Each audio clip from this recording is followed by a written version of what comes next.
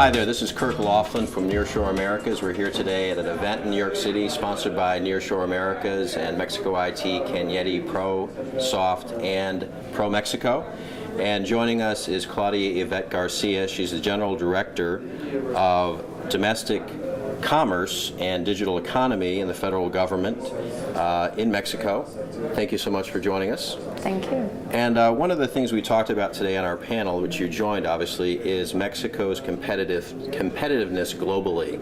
How do you feel about Mexico and its standing in the global landscape?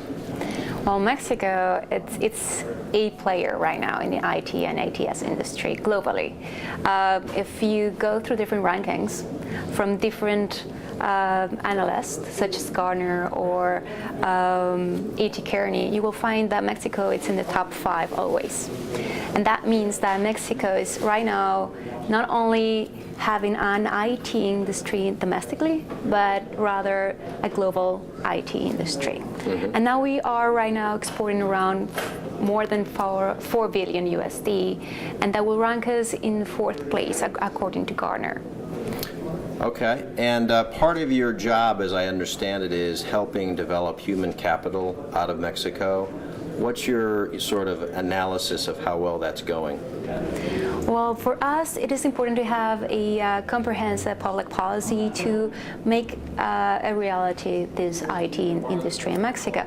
And of course, one of the strategies that is most important is to produce a talent that will allow these companies to grow not today, but rather in the long term too as well. So since 2 years ago, almost 3 years ago, we launched a program which is called Mexico First. And now they are training and certifying 15,000 people annually. And that allows companies in the country to have access to the right set of skills that we'll need, not only at the technical level, but also in terms of soft skills too as well, but also language skills. So maybe over the last 5 to 10 years, we've seen this real rush of multinationals heading into Mexico, setting up shop. Guadalajara, Jalisco has been very popular, Monterrey. Do you see that continuing, or what's the sense you get around more inward investment, more captives setting up, and outsourcing players setting up? Ramp up. Really? Yes, just this year we just received as an example, we just received a project from Ericsson to set up a very high value added captive center in Mexico City, and they are hiring 1,000 people by the end of this year. And we just received another project from Teletech to set up or increase the facility in Guadalajara to hire 2,000 people by the end of this year too as well.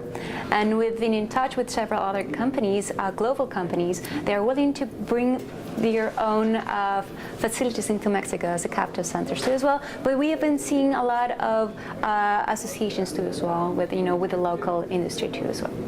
So in your role working with universities in Mexico, how much do you pay attention to making sure those students are competitive in terms of the global economy, perhaps looking at markets like India or China? How well are your university students on par with those countries?